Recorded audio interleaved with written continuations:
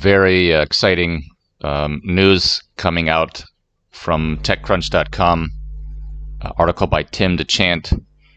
After hits like Reddit and Scopely, Collaborative Fund easily raised $125 million fund to tackle climate, health, and food. The folks at Collaborative Fund certainly like a challenge. They don't specialize in venture capital's favorite business model, software as a service, preferring instead to invest in sectors like climate, health, and food. What's more, they like companies that focus on consumers, whose fickle attitudes can add another layer of complexity to any business plan. Oh, and they decided to raise their sixth flagship fund at a time when limited partners have grown more miserly. Turns out it has been a bad strategy. Collaborative recently raised $125 million for its sixth flagship fund. The firm exclusively told TechCrunch, completing the processes in just over 90 days. This fundraising environment is tougher than any I've seen since starting the firm well over a decade ago, founder and managing partner Craig Shapiro told TechCrunch.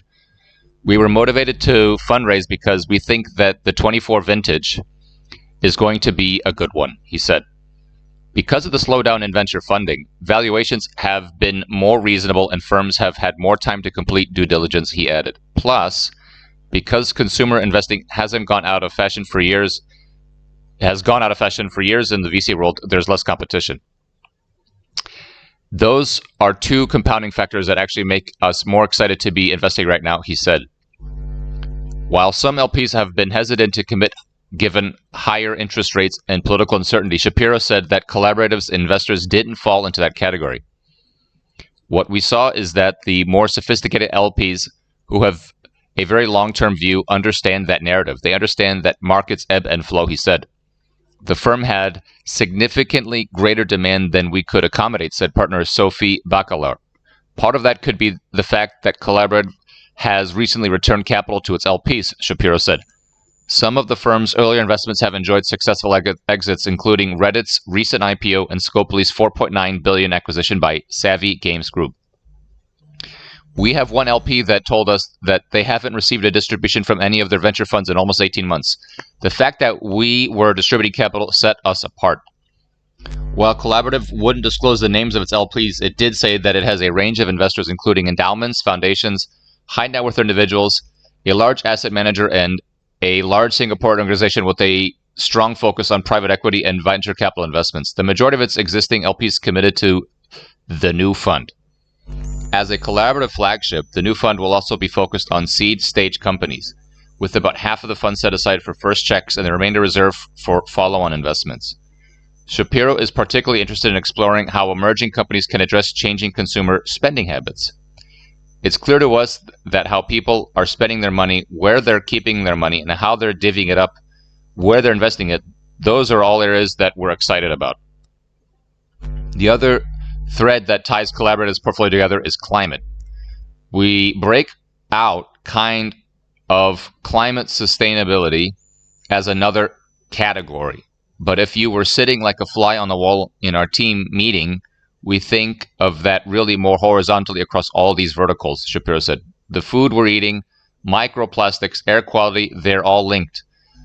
Climate and sustainability is an underlying foundation to all of these categories. End of article. So, yes, at the beginning of the article, it says that it hasn't been a bad strategy, even when LPs have grown more miserly. So this is a New York City VC that essentially their business model is going out to the largest of the investors, institutional investors, which could be sovereign wealth funds and the like, in order to get allocation to the fund. And as he said, vintage 24 is they think is going to be a good one. So yeah, with the ebb and flow comment, I think this is really quite key to understanding the name of the game in general, is that, for example, during 2020 and 2021, there was, of course, the pandemic money, but it was also an element of just market cycles in general. And so 2020 and 2021 proved to be, in the world of agri-food tech, and all those investors or first-time investors, it seems, that were investing across agri-food tech, They would come in. They might have had bubbly expectations, and the market itself was quite frothy. So 2022 and 2023 proved to be down years overall, apples to apples, and then just when you zoom out. So if an investor, whatever the institutional investor, even down to retail investor, if people are aware, if they are truly cognizant of what this Shapiro said in this article about ebbs and flows, then it does make sense. There is a type of investor out there, all the way up to the sovereign wealth funds and similar, that are aware of the cyclical nature, and they believe that 2024 would be exiting the valley of the cycle, and then starting to climb up the mountain again, leading into 2025 and 2026. So therefore, if the LPs of this fund are looking to get, let's say, 24 months out or 36 months out, then yes, it makes large sense. If all of the interests are aligned, then this would be a vintage fund that when you advance in history and then look back, you'd say that was quite a smart move, or that was really a good time to invest. And one other narrative that seems to be quite predominant, which transcends all industries, is that, of course, they say that the winter time is the best time to be building. So it's kind of cliche, but worth mentioning again that some of the best startups are built during down cycles. So if we're going to talk about timing, then you just need to really be self-reflective, and the more data you have, and the more times that a firm or the people running these firms have been through cycles, regardless of industry, helps add that perspective, and really helps open the eyes of other tag-along investors that, look, there is a nature and there is a cycle to these markets, up and down trends. So the quote about ebb and flow, according to Craig Shapiro, I think it rings true. And now, of course, them being now essentially more than a decade old, and many funds, they really seem to know their stuff quite well, and it all makes sense. So hopefully, this fund, 125 million, fundraised in less than a few months, right? Just it says 3 to 4 months, and then oversubscribed in a way. The demand was outstripping the fund supply size. So just a really feel-good article. The right industry, of course, and then I think the investment thesis, talking about horizontal and vertical.